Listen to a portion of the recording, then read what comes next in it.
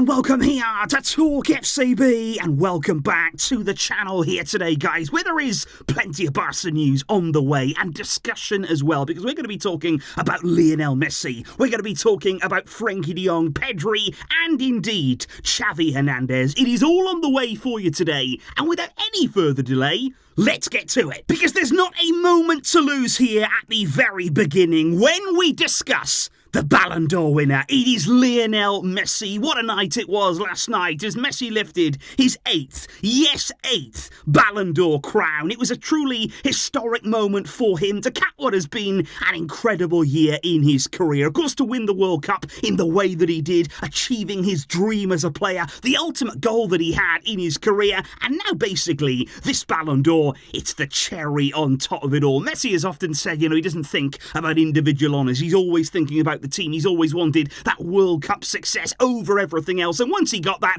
everything else, it was just a bonus. But this right here, this only further cements his place as the greatest player of all time, and it was wonderful to see him there with his family on stage. A special moment indeed. And it was also really interesting to me, guys, that after the Ballon d'Or ceremony there, Messi did an interview after winning the award, and he was asked in that interview, do you still follow Barca? Do you still keep an eye on their results, on how they're doing? And he said, yes, of course I still follow Barca. He said, I always have done and I always will do, because it is the club that I love. And this is really nice, I think. It's not the first time that Messi has said this, and it certainly won't be the last, but it's always nice to hear that we're still very much in Messi's heart, that he still thinks of us, and that he still sits down to keep an eye on our progress. And he also said, it was a strange feeling when I left Barca. He said, after what I lived there, I didn't want to leave the club in the way that I did. He said, Barca is my home. I love this club and I love the Barca fans, and I'll be very grateful to return one day. He said, maybe not as a coach, maybe not in that way,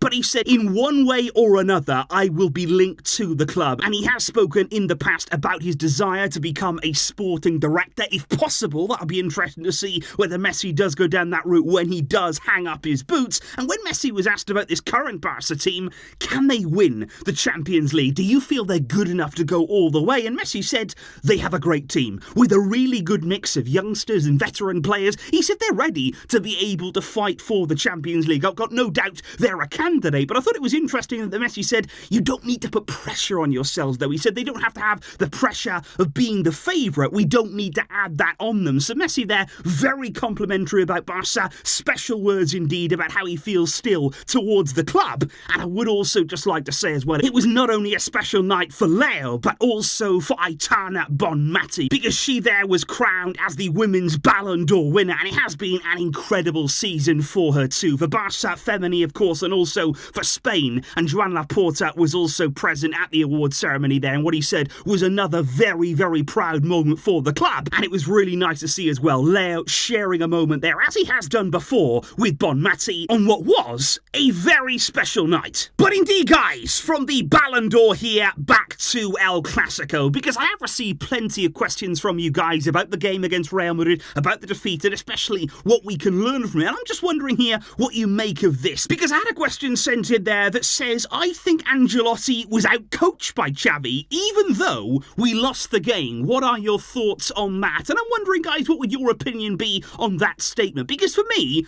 I completely agree that that was the case from the start of the game. I thought Xavi, I've got to say, came up with a really good lineup. I thought he nullified Real Madrid. Given that we already knew how Real were going to line up, I think Xavi anticipated things really well. We had a really good blend, I feel, of defensive solidity, and also going forward, we were able to put pressure on them and make things happen. And Xavi deserves credit there for coming up with that lineup, even despite our injury problems. However, this is where things take a turn, because you look at the second half of the game, and the in-game management starts to rear its head, because Ancelotti brought on in the second half Camavinga, Joselu, and also Luka Modric. And quite early in that second half too, he made a lot of changes, and then Real Madrid got their equaliser. And I think that was the moment then when you're looking at Xavi thinking, okay, the spotlight's on you now. Ancelotti has responded to what you did. You started the game well, but now Real Madrid have responded. Can you, as the Barca coach, tip the game back in our favour? Can you now impact the game and change it again in Barca's favour? And I just think the subs from Xavi, like we spoke about yesterday, they did the complete opposite of that. I think admittedly here, Xavi didn't have his full squad to choose from. It wasn't as though he was blessed with options. But I think here that if Lewandowski and Rafinha weren't really fit enough, weren't really ready to start the Clasico, were they actually ready to come on? Because looking at Lewandowski there, once he came on, certainly we didn't have the same fluidity. He didn't look sharp enough really to have the kind of impact that we were hoping for, and I didn't think they were really ready to come on at all. And I think that's the question, though, that we have now of Xavi, and we've had several times in big games. It's about in-game management. Can he tilt those big matches in our favour, especially ones where we suffered, like in the Real Madrid game, a setback, when you've conceded a surprise goal, when you've had something go against you? Is Xavi able then to regather this team, to regroup them and propel them to victory? And that is what I want to see from Xavi, and that is what I want to see from these players, the ability to respond to adversity, to stand tall in the biggest of moments and not to crumble. However, guys, speaking about big players, speaking about players who have a big influence on this team,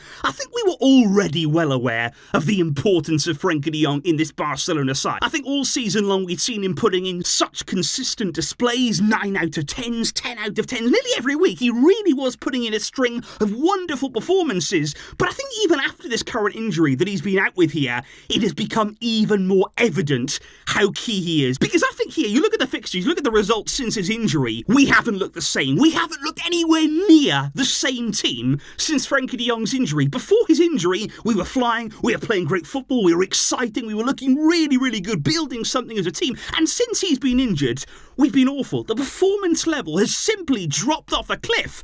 And I think so much of that is down to Frenkie's absence, because I think now we're seeing how essential he is, not only to the defensive side of our game. I think he helps that enormously. He links defence and attack and midfield, and he's sort of the glue for everything in the middle of the field. But I think also, in terms of our attacking play, you don't often think about Frenkie as an attack-minded player, maybe somebody who's really going to help you score goals directly, but he's always a part of it. Because you think of some of our best moves this season, who's often started it? It's a Frenkie de Jong forward run. It's a burst forward into space. It's a dribble, or it's one of those pinpoint long balls. You know, the times that he's just dropped the ball in behind opponents, picking out his man. He is absolutely wonderful at that. And what we've also saw with de Jong, we spoke about it yesterday, he improves the players around him too. He makes other players better, like Oriol Romeo, for example, and we have badly missed him. But, and this is the key, guys, he's very nearly back with us, because plenty of reports right now, especially one from Fernando Polo, they say that Frenkie de Jong will be back in the Barcelona squad. He will be available on Saturday to face Real Sociedad in what is going to be not an easy game. They're a good team. It's going to be a test, no doubt about it, but apparently Frenkie is going to be there, which would be huge. But it's not only that either. That is not the only good news. That is not the only thing that we can start to feel positive about, because how about you add Pedri as well? Talking about influences, talking about top quality players in midfield. Imagine if we can welcome back Frenkie de Jong and Pedri at the same time. Apparently their Pedri is all set to get the green light before that game against Real Sociedad. And those two together, they are capable of transforming our fortunes. The performances that we're seeing right now, you add those two back, they will get a lot better. I'm absolutely sure of that. And this is what we want, guys. This is what we really want to see right now. Xavi with his full squad of players, with everybody available, with all the options, because when we have everybody fit, we've got a great squad. We cannot deny that. We've got great players, we've got good depth when everybody is available, and Xavi needs to take advantage of that. We need to see again those peak performances that we were seeing back in September, the free-flowing football, the energetic performances, the attack-minded mentality. Those are all things that we associate with Barça, and those are all the things that in these games to come, now we're welcoming back these injured players, we must be ready to go again. So please, guys, do let me know in the comments down below, how do you feel that Barca will look with Frenkie de Jong back in this team when welcoming Pedri back into the lineup? And also, how will that change things? How will that change the setup in midfield right now? That is something that we are going to be talking much more about. And also let me know your thoughts on Lionel Messi and the historic night that it was for him. His 8th Ballon d'Or. What a night it was! And I will see all of you guys very soon. Thank you indeed for your support. But until next time, as always, Visca, El Barça.